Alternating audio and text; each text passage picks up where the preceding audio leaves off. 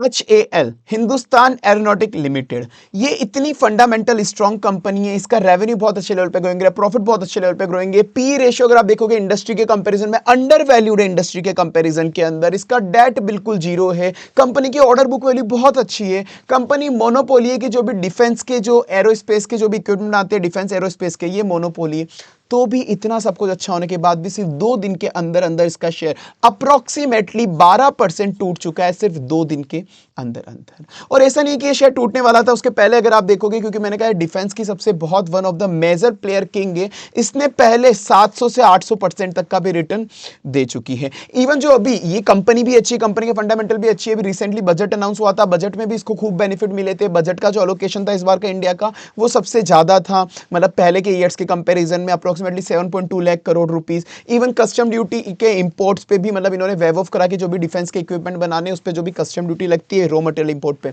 वो भी wave of कर दी। सब कुछ अच्छा होने के बाद भी क्यों इसका शेयर टूटा है, आइए पूरा का पूरा डिटेल में जानते हैं। क्या करना चाहिए, क्या एक अच्छी बाइंग अपॉर्चुनिटी है, मतलब ये एक अच्छी अपॉर्चुनिटी है या फिर ये धोखा है, सब कुछ जानते हैं। इसका प्राइस टारगेट वगैरह क्या क्या दिया है जो भी बड़े बड़े इन्वेस्टमेंट बैंकर है, सब चीजें डिटेल में। आइए शुरू करते हैं। बस first of all this video just for an educational purpose, ये सिर्फ एजुकेशनल पर्पस के लिए, मैं बाय सेल एडवाइस कुछ भी नहीं दे रहा हूं। आइए अपन शुरू करते हैं। तो हिंदुस्तान एरोनॉटिक लिमिटेड, इसकी मैंने बात कर ली, 12% ये 2 दिन के अंदर अंदर शेयर टूटा है। कंपनी के फंडामेंटल देखो, कंपनी के फंडामेंटल बहुत अच्छे हैं, डिफेंस एरोस्पेस की कंपनी है, डिफेंस एरोस्पेस के सेक्टर बहुत ज्यादा ग्रोइंग है, बजट में भी सबसे ज्यादा इस पर एलोकेशन हुआ है। फाइटर जेट जैसे तेजस होते हैं, हेलीकॉप्टर है, प्रचंड है, आपने नाम सुना होगा, जो भी अपने इंडियन आर्मी को फाइटर जेट चाहिए होती है ये बनाता है। गवर्नमेंट की पीएसयू है, रेवेन्यू प्रॉफिट बहुत अच्छे लेवल पे ग्रो है, रिटर्न ऑन इक्विटी 23% बहुत अच्छा है, डेट टू इक्विटी जीरो है, मतलब डेट बिल्कुल है ही नहीं, ना के बराबर है।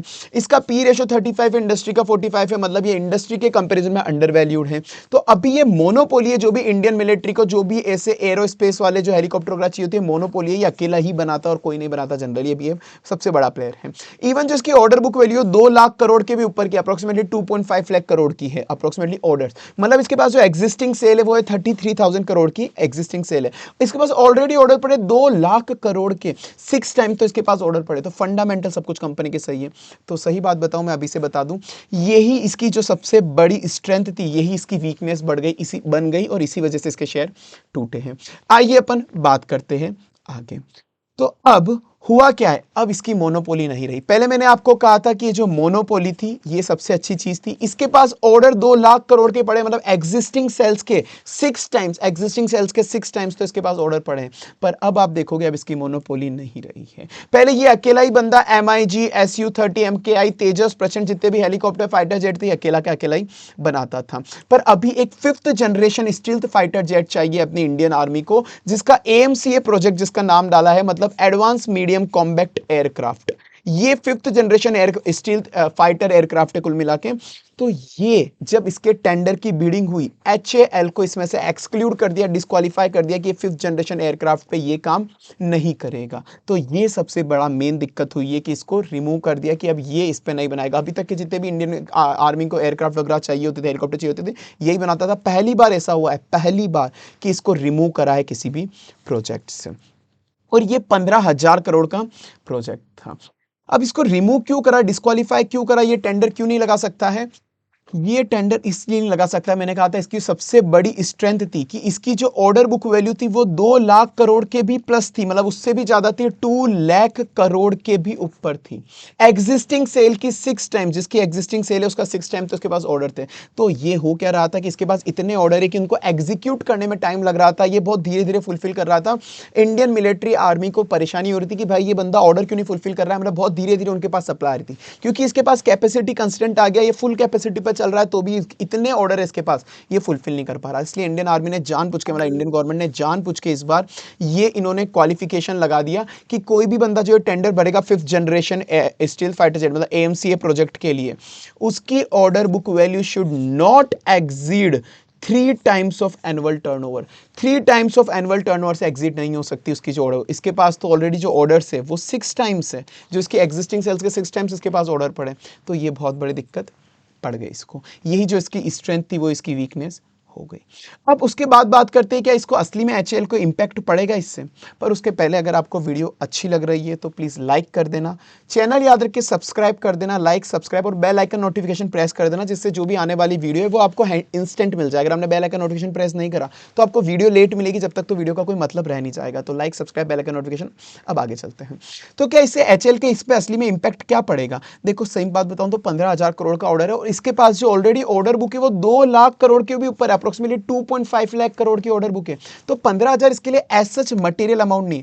पर सबसे बड़ी दिक्कत क्या हुई है, इसकी मोनोपोली टूट गई है, बस इस वजह से शेयर गिरा है, उसकी बात करेंगे अपन।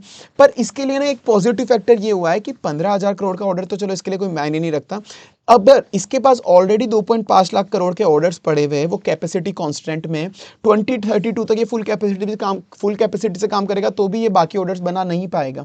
तो ये इससे एक चीज अच्छी हुई कि ये क्या करेगा, इसके जो एग्जिस्टिंग ऑर्डर है उनको फुलफिल करेगा, तो इसका रेवेन्यू और सेल्स मतलब रेवेन्यू प्रॉफिट उससे ग्रो होगा, क्योंकि एग्जिस्टिंग जो ऑर्डर है उनको फुलफिल करेगा तो इसका रेवेन्यू प्रॉफिट उससे इंक्रीज होगा।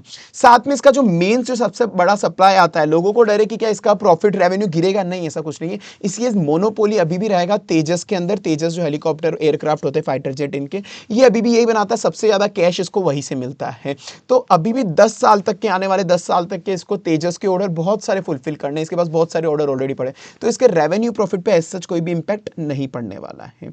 और इवन अभी ये भी बात हो रही है, हालांकि ये एग्जैक्ट क्लियर नहीं हुआ है, पर ये भी बात चल रही है कि जो एएमसी अभी अपन जो 5th जनरेशन फाइटर जेट की बात कर रहे थे, उसके इंजन तो एचएएल ही बनाएगा, क्योंकि इसकी एक्सपर्टाइज है कुछ इन चीजों के अंदर, और बाद में जो मेंटेनेंस होगी वो मेंटेनेंस भी यही करेगा, जो हाई मार्जिन बिजनेस है दोनों के दोनों। तो ये बात चल रही है, हालांकि अभी तक क्लियर नहीं हुआ है। तो मैं बोलूँ तो लॉन्ग टर्म के अंदर तो आप देखो कि लॉन्ग टर्म में इस पर बहुत ज्यादा ऐसा इंपैक्ट नहीं पड़ेगा, इसकी सेल रेवेन्यू वगैरह पे ऐसा बहुत ज्यादा इंपैक्ट नहीं पड़ेगा, क्योंकि ऑर्डर कोई मटेरियल नहीं है। पर जो मेन इंपैक्ट पड़ा है, वो मेन इंपैक्ट पड़ा है इसकी मोनोपोली टूट चुकी है। पहले यह था कि केवल ये एक अकेला ही बंदा था जो एरोस्पेस डिफेंस एरोस्पेस में अकेला डील करता था, पर अगर पहली बार किसी प्राइवेट सेक्टर को अगर ये ऑर्डर मिला तो इसकी मोनोपोली टूट जाएगी। इसलिए लॉन्ग टर्म में शायद इसकी प्रीमियम पे एक इंपैक्ट पड़ सकता है, सबसे बड़ी दिक्कत ये है।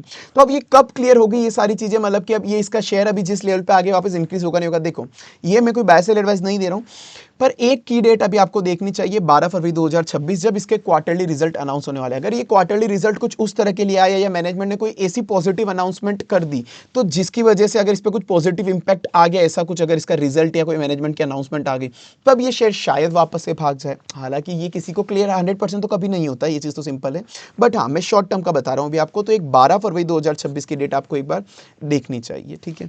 मेरी क्या स्ट्रेटेजी रहेगी, देखो मैं अभी आगे बात करूंगा पूरी की पूरी, मैं बाय सेल एडवाइस नहीं दे रहा, पर ये कि शेयर गिरता जा रहा है।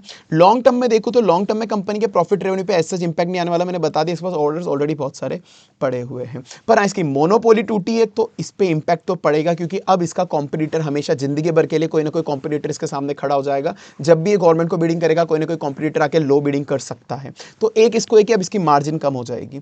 तो लॉन्ग टर्म में बहुत ज्यादा इंपैक्ट नहीं पड़ेगा इसको, पर थोड़ा तो पड़ेगा, ये चीज तो ध्यान रखना ही रखना। तो मैं तो बाय ऑन डिप वाली मैं स्ट्रेटजी फॉलो करने वाला हूं, जैसे जैसे शेयर की प्राइस गिरती जाएगी थोड़ा थोड़ा मैं एक्यूमुलेट करूंगा, कि कंपनी के फंडामेंटल तो अच्छे, कंपनी के फंडामेंटल में दिक्कत कोई भी ऐसा नहीं है। बाकी आप आपका कमेंट सेक्शन में ओपिनियन बताना। तो इसकी एक 12 जनवरी डेट नोट कर लेना, 12 फरवरी। साथ में इसके जब भी फाइनेंशियल रिलीज होंगे, या तो 12 फरवरी को कुछ अच्छा हुआ तो अच्छी बात है, वरना जब भी अब इसके फाइनेंशियल रिलीज होंगे ना, नेक्स्ट क्वार्टर के, नेक्स्ट ईयर के, या फिर जब तक कोई इसकी पॉजिटिव न्यूज नहीं आ जाए कि इसको कोई और बड़ा ऑर्डर नहीं मिल जाए, तब तक इस शेयर की प्राइस एज सच बहुत ज्यादा हाइक तो एज सच एक ही बार में नहीं होने वाली। या तो कोई फाइनेंशियल इंपैक्ट हो जाए कि भाई हाँ इसने अपने ऑर्डर्स बहुत अच्छी तरह से एग्जीक्यूट कर दिए, तो उसकी वजह से इसका प्रॉफिट और रेवेन्यू बहुत अच्छा ग्रो हो गया, या कोई दूसरे ऑर्डर की पॉजिटिव न्यूज आ जाए, तब आप देखने को इसको मिल सकता है। तो इसके मेन फाइनेंशियल्स पे आप ध्यान रखना कि जो एग्जिस्टिंग ऑर्डर है उसको कितनी अच्छी तरह से फुलफिल कर रहा है। और फिर भी देखो, वैसे मैं बाय सेल एडवाइस तो नहीं दे रहा हूं, पर फिर भी अगर आप कोई भी शेयर, वैसे कोई सी भी डिफेंस सेक्टर या कुछ भी हो, देखो आजकल मार्केट बहुत ज़्यादा वॉलेटाइल चल रहा है, तो इसलिए कभी भी आप लॉन्ग टर्म इन्वेस्टिंग अच्छी तरह से करना चाहते हो ना, तो थोड़ा सा रिस्क मैनेज करके करो, बिल्कुल सही तरह से डाटा ड्रिवन डिसीजन लो। इसके लिए आप एंजल वन का रिस्क मैनेजमेंट टूल या फिर प्रॉपर एग्जिट टूल्स यूज ले सकते हो। मतलब आप स्टॉप लॉसेस वगैरह लगा के चलो, ताकि आपकी ट्रेडिंग वगैरह या इन्वेस्टिंग सही से हो। पर अपन आगे बात करते हैं इसकी प्राइस टारगेट की। प्राइस टारगेट क्या है, देखो ये प्राइस टारगेट मेरे नहीं है। प्राइस टारगेट मजे की बात है कि मॉर्गन स्टैनली के प्राइस टारगेट अलग है, जेपी मॉर्गन के अलग है, दोनों वर्ल्ड की सबसे बड़ी इन्वेस्टमेंट कंपनीज होती है उनमें आती है, ये वर्ल्ड की टॉप 4 इन्वेस्टमेंट कंपनीज के अंदर आती है। मॉर्गन स्टैनली जहां पे पहले इसने बोला था इस शेयर का प्राइस टारगेट 5,000 रुपीज समथिंग है, 5,092 रुपीज, इसने इसको अंडरवेट करके डाउनग्रेड कर दिया कि नहीं, इसको ये बियरिश है इस शेयर पे कि ये शेयर गिरेगा, और इसका प्राइस टारगेट 3,355 कर दिया है। वहीं पे जो जेपी मॉर्गन है, जेपी मॉर्गन इस पे अभी भी बुलिश है और जेपी मॉर्गन ने जो अभी भी इसका प्राइस टारगेट अनचेंज रखा है। ओवरवेट ही कैटेगरी डाली कि अच्छा शेयर है और 6004 इसकी प्राइस टारगेट रखा है क्योंकि इसकी ऑर्डर बुक वगैरह अच्छी है। और ये मॉर्गन स्टैनली का कहना है कि भाई इसको अब प्राइवेट सेक्टर से कॉम्पिटिशन मिलेगा। तो अब ये दोनों ने अलग अलग प्राइस टारगेट दे दिए हैं। आपका क्या ओपिनियन है मुझे कमेंट सेक्शन में याद से बताना। अब असली के अंदर उसको ऑर्डर तो नहीं मिले तो किसको ऑर्डर मिले? देखो ऑर्डर मिले हैं, मतलब ऑर्डर अभी तक किसको नहीं मिले, टेंडर के लिए कौन एलिजिबल हुआ? ये 3 प्राइवेट सेक्टर है जो आपको स्क्रीन पे दिख रहे होंगे। ये 3 प्राइवेट सेक्टर्स को ऑर्डर के लिए मतलब अभी मतलब टेंडर के लिए एलिजिबल हुए हैं। That is Tata advance system limited, L&T Larsen and turbo and Bharat forge. ये 3 अभी टेंडर्स के लिए क्वालिफाई हुए। तीन में से किसी को ऑर्डर मिलने वाला है। तो ये तो देखो अनलिस्टेड कंपनी, इसका तो आप वैसे भी कुछ नहीं कर सकते, तो अनलिस्टेड कंपनी है, ठीक है। और बाकी ये दोनों लिस्टेड कंपनी है। ये बहुत बड़ा जाइंट इंफ्रास्ट्रक्चर के अंदर L&T आपको पता होगा, और भारत फोर्ज ऑटो मैन्युफैक्चरिंग और डिफेंस दोनों के अंदर काम करता है। तो अब ये इन 2 शेयर पे मेनली आपको नजर रखनी चाहिए। देखो मैं बाय सेल एडवाइस नहीं दे रहा, पर इन 2 शेयर पे एक बार आप नजर रख सकते हो। अगर इनमें से किसी को भी ऑर्डर मिला नहीं है 15,000 करोड़ का, तो उस कंपनी के भाग्य बदल सकते हैं थोड़े। क्यों? क्योंकि भाई ये एक बार ऑर्डर मिला मतलब फ्यूचर टेंडर में भी इनकी अच्छी चांसेस होगी, इनका एक नया रेवेन्यू स्ट्रीम बहुत बड़ा खुल जाएगा कि अब HAL के बहुत बड़े कॉम्पिटिटर बन सकते हैं अगर इनमें से किसी को भी मिला तो ऑर्डर। तो अब आप ये देख लेना। तो वही, अगर आपको वीडियो अच्छी लग रही है तो प्लीज़ लाइक कर देना, चैनल सब्सक्राइब कर देना और बेल आइकन नोटिफिकेशन याद से प्रेस कर देना। अब फिर ये दोनों कंपनी के आप एक बार फंडामेंटल देख सकते हो स्क्रीन पे। मैंने स्क्रीन पे एक बेसिक फंडामेंटल दे दी है। अगर आपको डिटेल इनके फंडामेंटल की वीडियो चाहिए तो आप मुझे कमेंट सेक्शन में याद से बता देना। और बाकी L&T मैंने बोल दिया इंफ्रास्ट्रक्चर है, इसका रेवेन्यू प्रॉफिट ग्रोइंग है, रिटर्न ऑन इक्विटी सही है, डेट टू इक्विटी 1.32 है, और इसका पी रेशियो इंडस्ट्री के कंपेरिजन में ठीक ठाक चल रहा है। इसका इंडस्ट्री का 23 है, इसका 29 है। भारत फोर्ज भी आप देख सकते हो, रेवेन्यू प्रॉफिट ग्रोइंग है, ROE 11.5 है, डेट टू इक्विटी 71 है, इसका पी रेशियो 70 है, इंडस्ट्री का पी रेशियो 41 है। आप इसका बेसिक फंडामेंटल देख सकते हो। और बाकी अपन मिलते हैं अगली वीडियो के अंदर। इनके डिटेल अगर आपको फंडामेंटल एनालिसिस चाहिए तो आप मुझे बता देना। बाकी मिलते हैं अगली वीडियो के अंदर। प्लीज़ वीडियो लाइक कर देना, चैनल याद रख के सब्सक्राइब कर देना, बेल आइकन नोटिफिकेशन प्रेस कर देना।